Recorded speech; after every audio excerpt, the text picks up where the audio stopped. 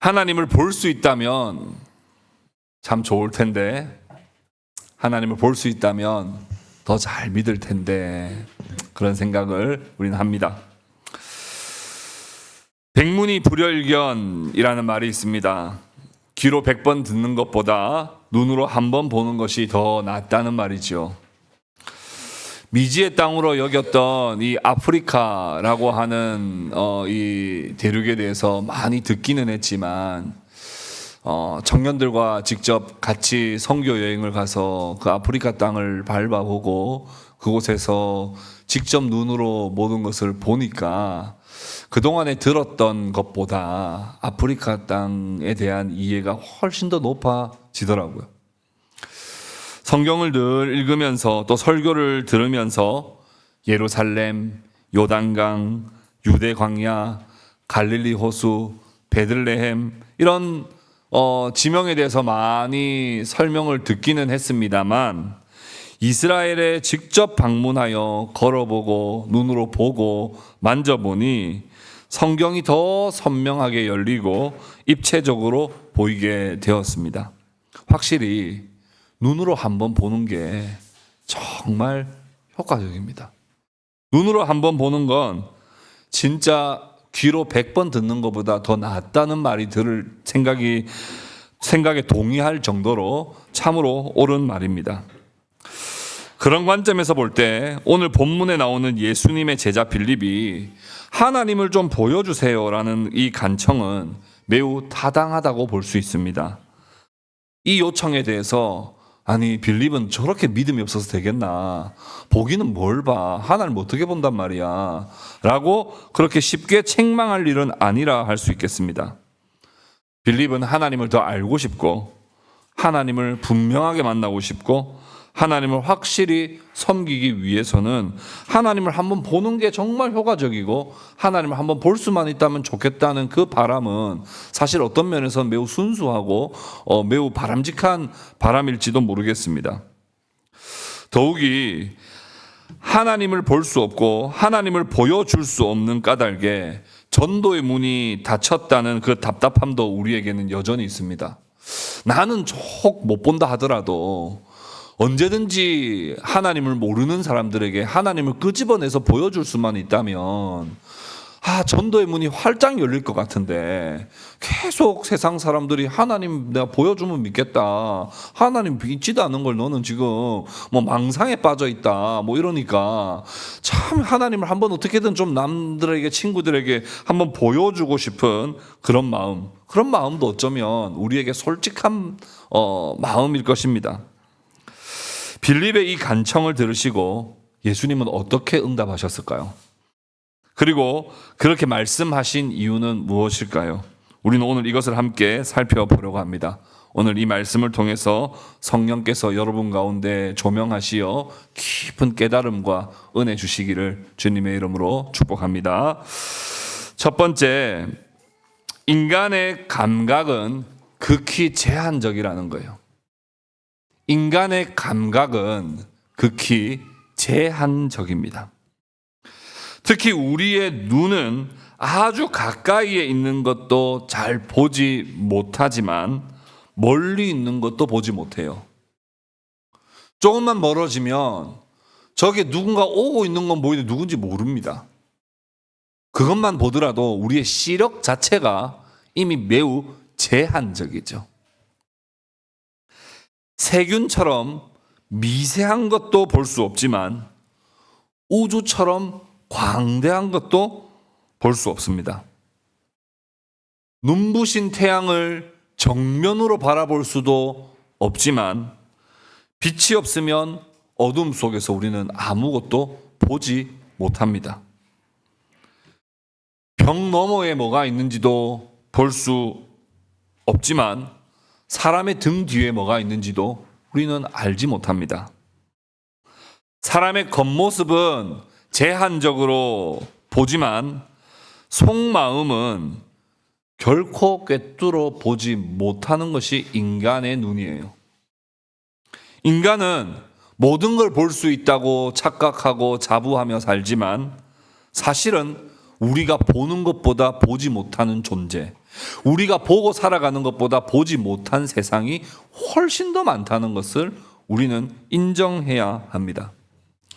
요즘은 현미경이나 망원경, 또 병원에 가면 MRI나 CT 같은 것을 통해서 웬만하면 엄청난 그 과학기술의 발달로 인해서 웬만한 건 다 볼 수 있습니다.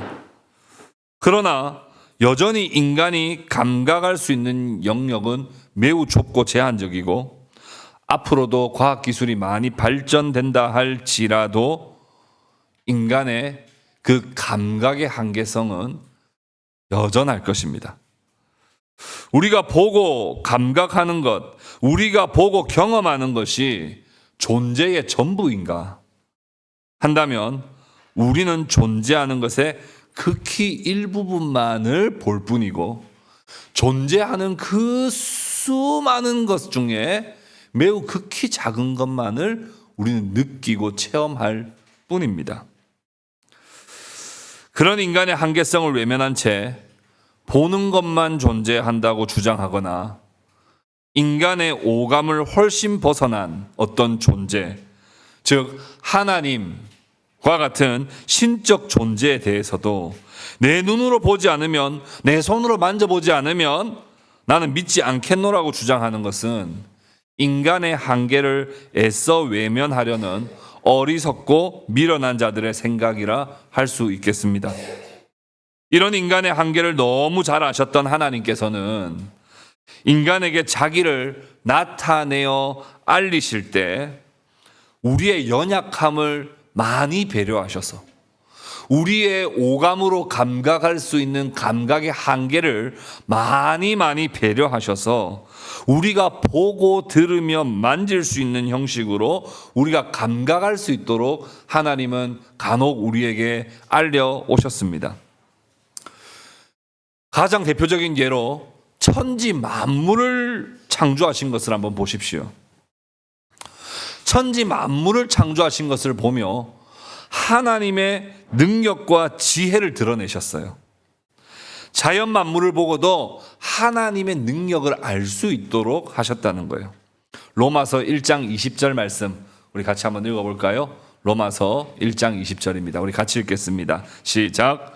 창세로부터 그의 보이지 아니하는 것들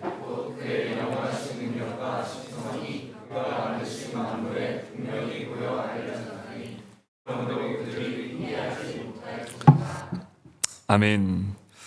창세로부터 그의 보이지 아니하는 것들, 곧 그의 영원하신 능력과 신성이 만물에 분명히 다 묻어 있고 다 드러나 있는 거예요. 그래서 우리는 이번에 벚꽃을 보면서도 꽃이 어떻게 이렇게 예쁠 수가 있나?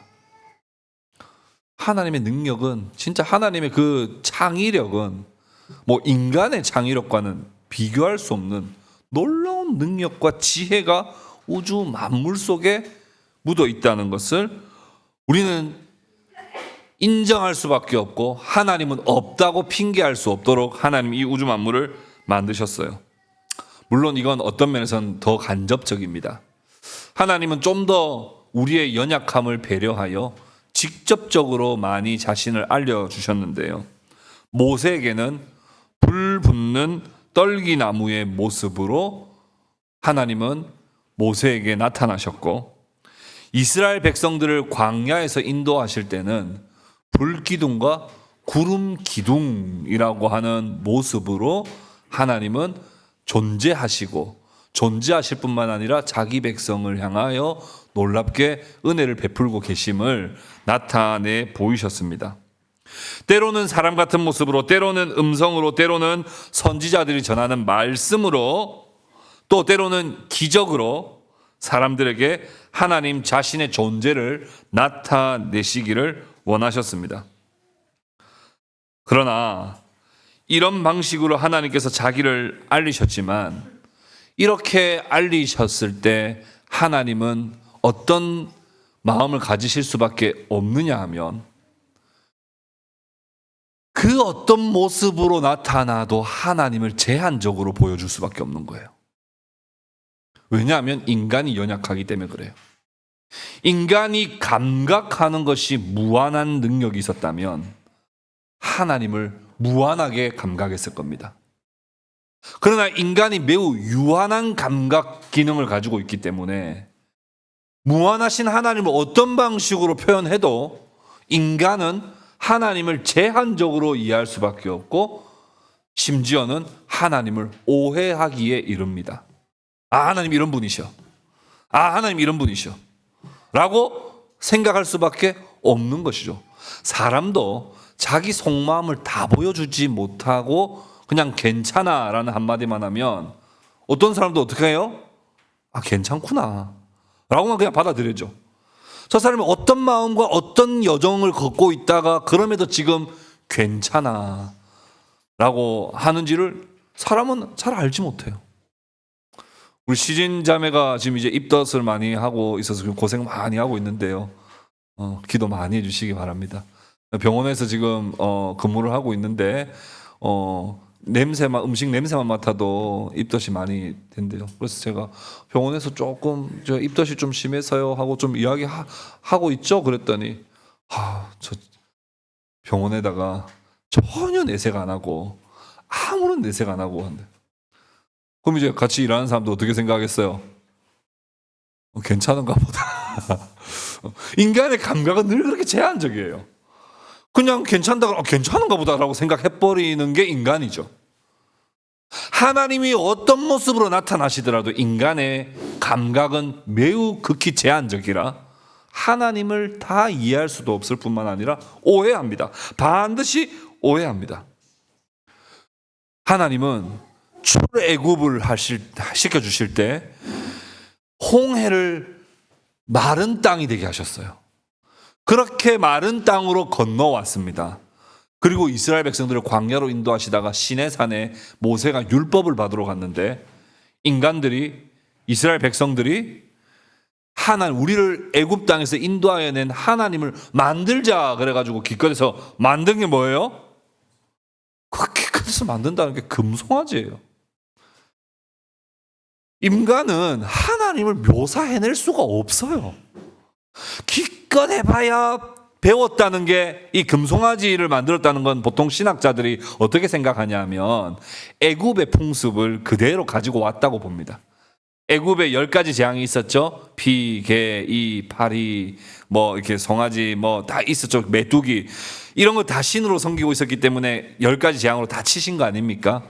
그러니까 애굽에서 400년 동안 종살이 하던 것들이 그대로 인간들에게 스며들어 있다 보니까 나와가지고 우리를 애굽에서 인도하신 하나님을 만들자 그러면서 기껏해서 만들었다는 게 금송아지. 출애굽기 32장 4절 우리 같이 한번 읽어볼까요? 출애굽기 32장 4절입니다. 같이 읽어봅시다. 시작. 아론이 그들의 손에서 금고리를 받아 부어서 조각칼로 새겨 송아지 형상을 만드니 그들이 말하되 이스라엘아 이는 너희를 애굽 땅에서 인도하여 낸 너희의 신이로다 하는지라. 금송아지를 만들어 놓고는 너희를 애굽 땅에서 인도하여 낸 너희의 신이로다. 인간이 감각할 수 있는 것이 얼마나 미련한지 하나님을 조금도 묘사해내기가 어려워요. 얼마나 참담한 일입니까? 인간이 다스려야 할 어떤 한 피조물의 모습으로 창조주를 묘사했다. 참 상상하기도 싫고 우리 애가 감각하는 수준이 얼마나 제한적이며 그 질이 낮은지를 우리는 한 번 더 생각해 보게 됩니다. 인간은 이처럼 보고도 듣고도 만지고도 그 감각을 다 알지 못하고 보고도 듣고도 만지고도 그 감각을 잊어버리는 것이 인간이며 모든 존재를 감각하는 것도 불가능할 뿐 아니라 무한하시고 영원하신 하나님을 온전히 감각하는 것은 유한한 존재로서는 절대로 불가능한 일이라고 하는 것을 우리는 겸손히 인정하고 우리는 하나님 앞에 경외하는 마음으로 나아가야 하는 것입니다. 두 번째는 그리스도를 보며 하나님을 보게 해주셨다는 거예요. 그리스도를 보며 하나님을 보게 해주셨어요. 인간은 어떤 모습으로 봐도 어떤 형체로 봐더라도 하나님을 제대로 알 수 없기에 하나님은 하나님의 아들을 이 땅에 보내셔서 인간이 되게 하시고 인간으로 오신 하나님의 아들이신 예수님을 통하여 하나님을 알 수 있도록 하나님을 볼 수 있도록 하나님과 친밀해질 수 있도록 하나님 은혜 베풀어 주신 거예요. 선지자를 통하여 이렇게 말씀하셨습니다. 이사야 40장 5절 같이 읽어봅시다. 시작. 여호와의 영광이 나타나고 모든 육체가 그것을 함께 보리라. 이는 여호와의 입이 말씀하셨느니라. 여호와의 영광이 나타나고 모든 육체가 그것을 함께 볼 날이 있을 것이다 라고 하는, 분명히 예수 그리스도께서 오실 것이라고 하는 예언을 이미 선지자들을 통하여서 계속 하신 바 있습니다. 이것이 요한복음 1장 14절에서는 어떻게 해석되었습니까? 같이 읽어볼까요? 시작. 말씀이 육신이 되어 우리 가운데 거하심에 우리가 그의 영광을 보니 아버지의 독생자의 영광이요 은혜와 진리가 충만하더라. 말씀이, 로고스 되시는 하나님의 아들이신 이 말씀이 육체가 되어 이 땅에 오셨는데, 그 육체로 오신 하나님의 아들을 배웠더니 영광이 아버지의 영광과 똑같더라는 거예요. 은혜와 진리가 충만하더라는 거예요.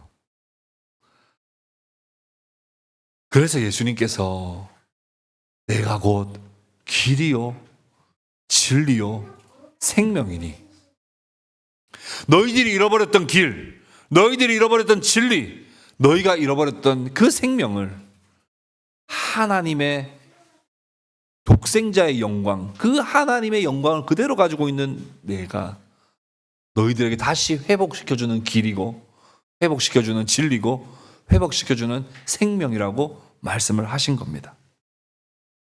오늘 본문 말씀 같이 한번 읽어보겠습니다. 요한복음 14장 7절 우리 같이 한번 읽어볼까요? 시작. 너희가 나를 알았더라면 내 아버지도 알았으리로다.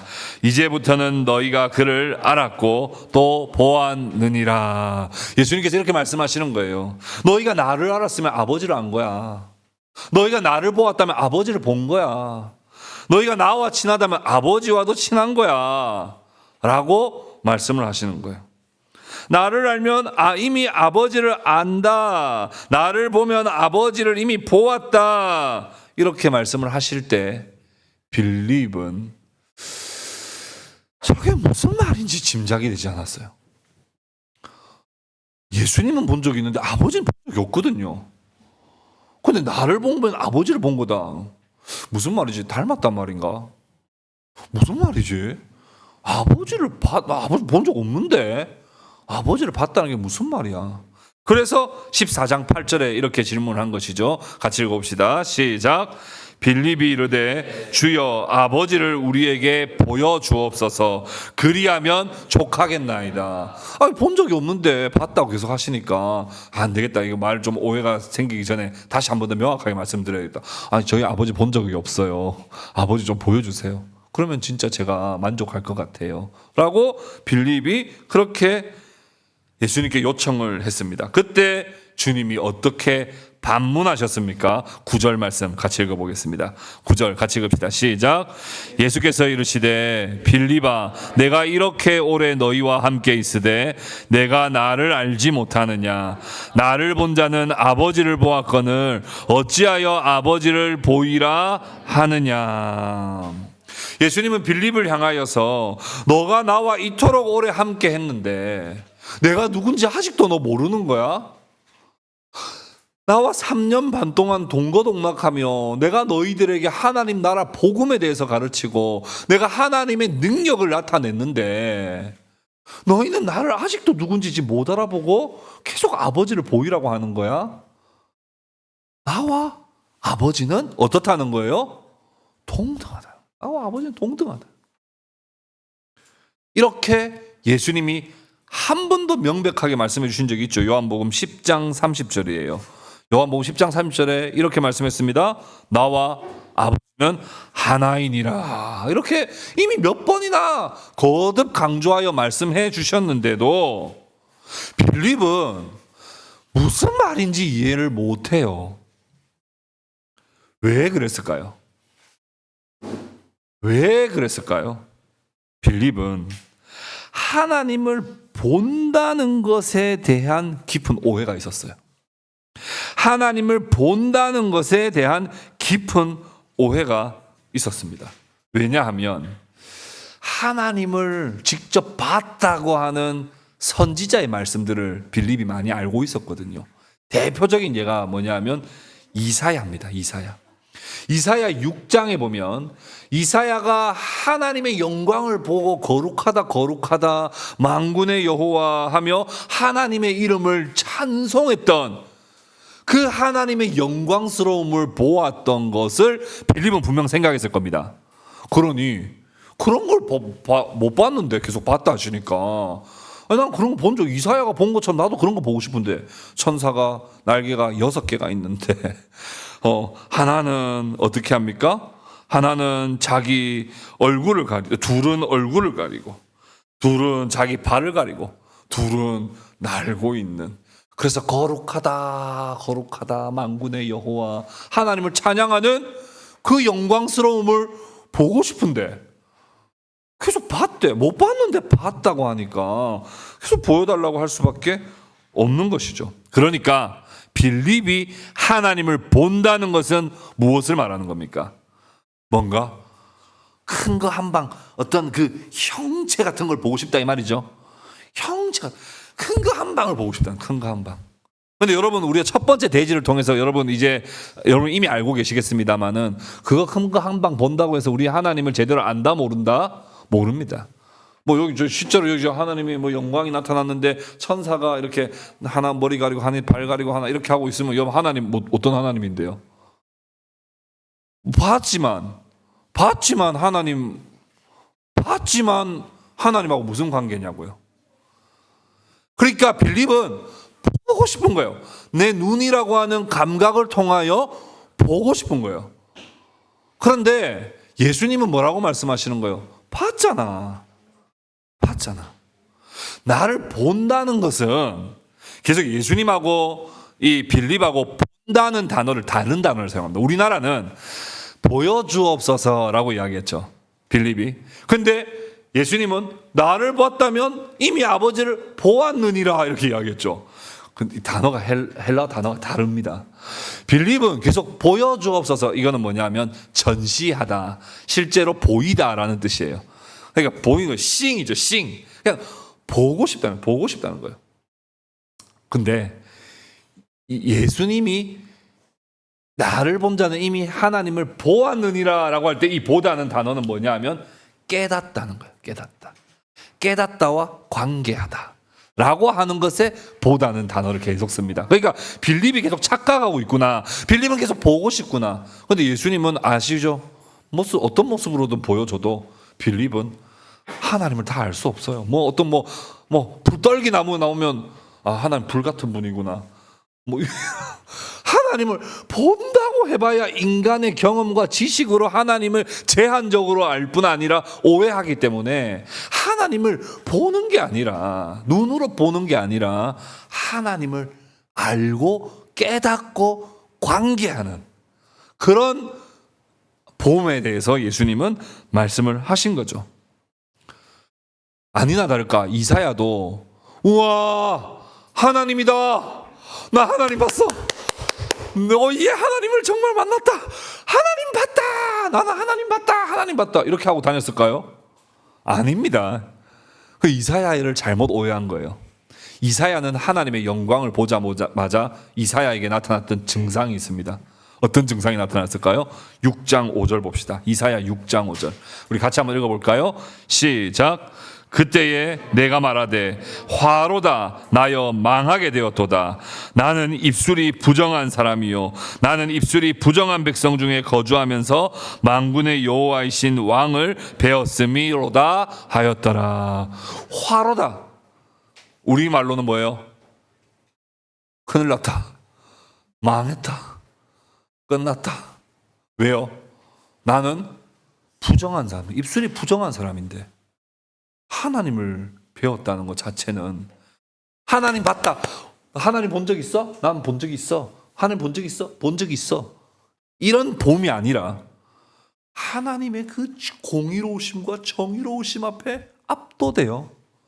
자기의 죄악이 다 드러났어. 다 드러나서 내 망했다. 내 죄가 다 드러났다. 이제 큰일 났다.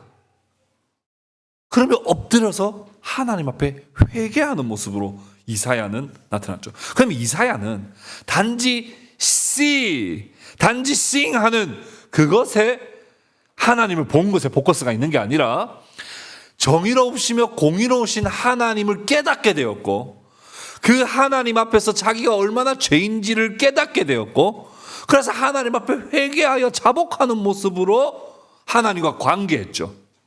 그래서 하나님이 핀숯을 가지고 이사야의 입에 탁 찢어주시면서 이사야의 입을 정결하고 깨끗하게 용서해 주시는 장면이 이사야에서 나오잖아요.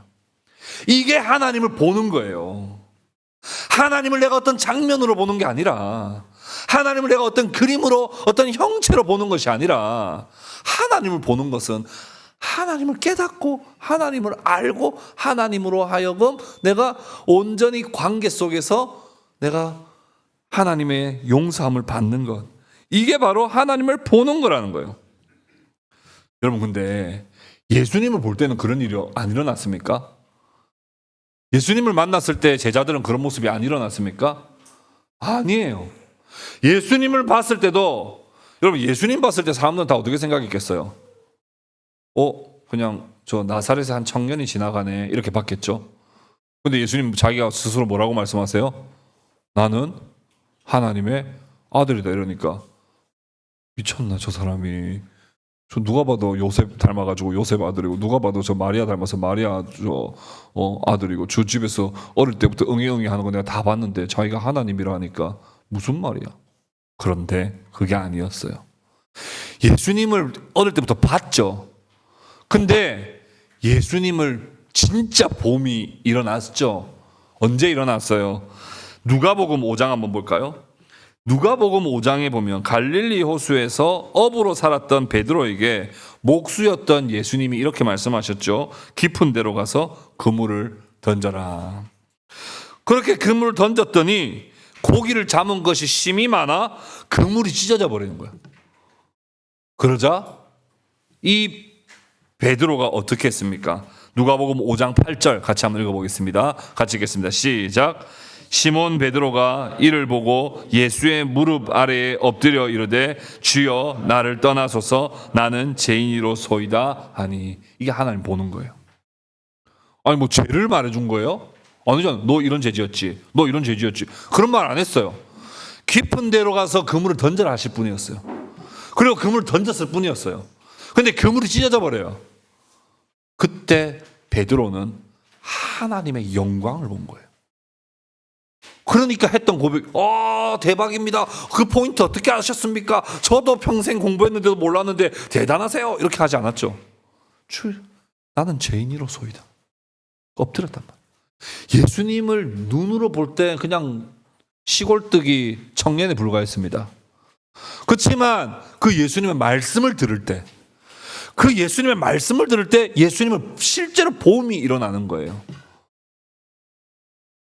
마가복음 4장에 한번 가볼까요? 갈릴리 바다에서 광풍이 불 때 배를 타고 예수님과 제자들이 지나갈 때였습니다. 그때 예수님을 흔들어 깨우자 예수님 뭐라고 말씀하셨어요? 바람을 꾸짖으시며 바다더러 이르시되 잠잠하라 고요하라 하시니 바람이 그치고 아주 잔잔하여집니다.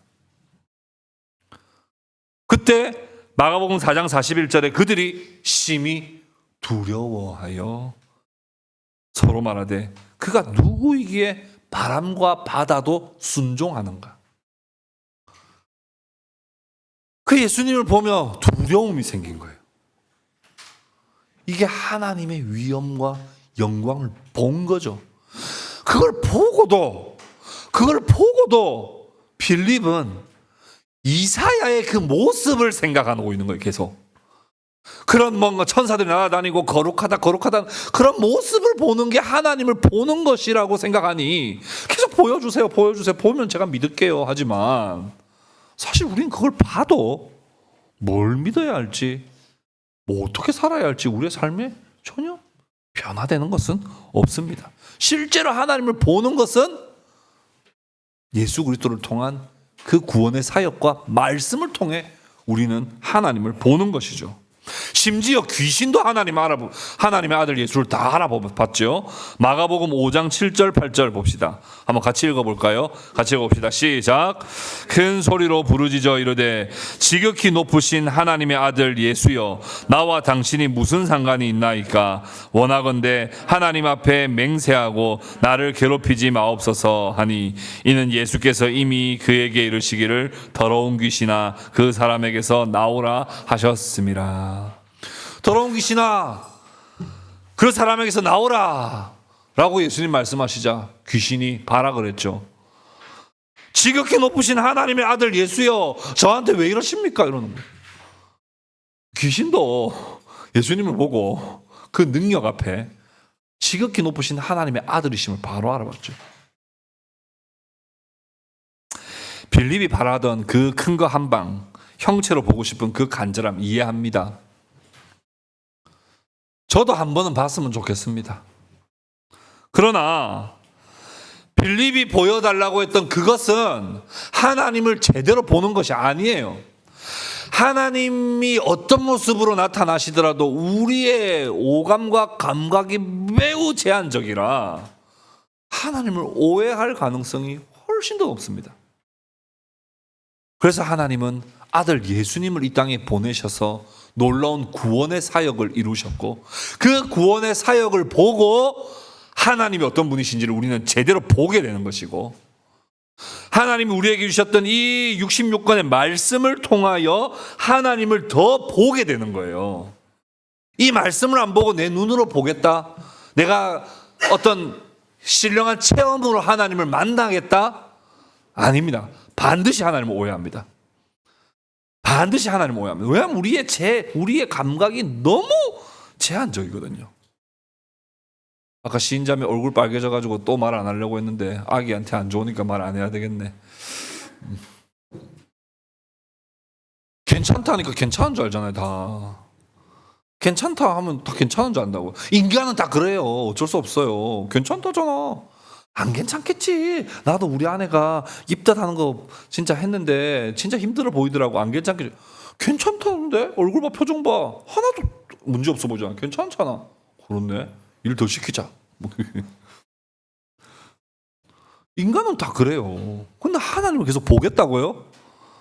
그럼 하나님 진짜 보고 싶으세요? 하나님 보면 여러분 하나님 진짜 알 것 같아요? 하나님 보면 하나님인 줄 진짜 여러분 믿을 것 같아요? 예수님을 봤던 사람들도 하나님 아들이 아직 안 왔다고 계속 믿고 있는 게 지금 유대인들 아닙니까? 보고도 몰라요. 보고도 몰라요. 하나님이 아들 예수님을 통하여 자신이 우리를 얼마나 사랑하는지를 나타내 보여주셨습니다. 그 하나님이 하신 일을, 하나님의 아들 예수께서 하신 일을 보시고 하나님을 보십시오. 그리고 하나님이 우리에게 주신 이 말씀을 보시고 하나님을 보십시오. 보십시오. 왜냐하면 하나님 안에 예수님이 계시고 예수님 안에 하나님이 계시는, 구별되시지만 일치되시는 성삼위일체 하나님으로 우리 하나님은 우리가 이해할 수 없는 신비롭게 존재하시기 때문입니다. 요한복음 14장 11절 우리 한번 읽어보겠습니다. 같이 읽겠습니다. 시작. 내가 아버지 안에 거하고 아버지께서 내 안에 계심을 믿으라. 그렇게 못하겠거든 행하는 그 일로 말미암아 나를 믿으라. 예수님이 어떻게 하셨는지를 보면 하나님이 어떤 분이신지를 정확하게 알 수 있습니다. 예수님이 어떤 말씀을 하셨는지를 보면 하나님을 정확하게 알 수 있어요. 왜냐하면 상호 거주하시거든요. 상호 거주하십니다. 드웰링이죠, 드웰링. 상호 거주하시는 거예요. 내가 네 안에, 네가 내 안에. 하나님 안에 예수님이 계시고 예수님 안에 하나님이 계시는 거예요. 그래서 여러분, 예수 그리스도께서 우리를 위해서 무엇을 하셨는지를 보시면 하나님이 우리를 위해서 뭘 하시는지를 우리는 알 수 있습니다. 그냥 4대 성인 중에 훌륭한, 정말 진짜 사랑 많이 베풀다 가신 좋은 분이다 정도가 아니라 그분은 하나님의 신성을 가지고 하나님의 그 놀라우신 속성을 우리에게 다 드러내 보이신 분이에요. 그래서 말씀을 더 사모하시고 말씀을 더 묵상할 때 우리는 하나님을 보는 것이 되는 것입니다. 말씀을 마무리하겠습니다.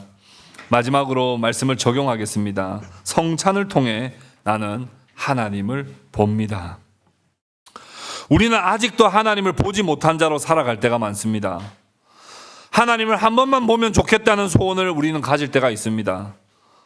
그러나 여러분들에게 다시 묻고 싶습니다. 정말 하나님을 보시지 못했습니까?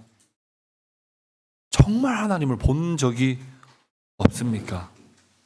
정말 여러분 하나님을 만나지 못했습니까? 여러분 오늘 이 예배 시간에 성삼위일체 하나님께서 영으로 우리 가운데 임재하심을 여러분 정말 깨닫지 못하십니까? 하나님께서 여러분들을 향하여 지금도 말씀하고 계시고 우리 공동체의 회복과 은혜를 베푸시는 것을 여러분 정녕 알지 못합니까? 하나님을 제한된 육의 눈으로 감각으로 감각하려 하지 마십시오. 하나님은 영이시기 때문에 하나님의 성령이 우리 가운데 감동하시고 은혜를 주실 때 우리는 하나님을 육의 눈으로 보는 것이 아니라 영의 눈으로 하나님을 선명하게 보고 깊이 깨닫게 되는 것입니다. 하나님의 모습을 흐릿하게나마라도 보고 싶다고 하는 꿈을 접으십시오. 그리스도께서 우리를 위해 하신 일을 보면 하나님을 선명하게 본 것입니다. 오늘은 성찬식이 있습니다. 종교개혁자 장 칼뱅은 인간이 오감으로 하나님의 영광을 약간은 인식할 수 있지만 그것만으로 결코 하나님을 충분히 알 수 없다 말했습니다. 그리고 주님께서 친히 제정하신 성찬, 이 떡과 포도주는 그리스도의 몸과 피를 우리에게 영적으로 보여주는 것이며 믿음을 가지고 이 성찬에 참여할 때 그 너머에 계시는 하나님을 보게 된다라고 그렇게 말했습니다. 성찬을 통하여 주님이 베푸신 상에서 주님을 먹고 마심으로 주님을 온전히 만나고 주님과 연합함을 통하여 하나님을 보고 하나님을 누리시기를 바랍니다. 그 은혜가 여러분 가운데 있기를 바랍니다. 그리고 더 이상 하나님을 보고 싶은 자가 아니라 나는 하나님을 봅니다. 하나님을 한 번만이라도 봤으면 좋겠습니다가 아니라 나는 하나님을 봤습니다. 지금도 하나님이 내 옆에 계십니다. 그래서 이 세상 살 때 담대하게 살 수 있고 그리고 이 세상을 살 때 하나님을 진정으로 바라보는 자로 헌신하며 살아갈 수 있는 것입니다. 한 번만 주님을 봤으면 좋겠다는 말에서 우리는 이제는 하나님을 봅니다 라고 고백하는 자들로 변화될 수 있기를 주 예수 그리스도의 이름으로 축복합니다.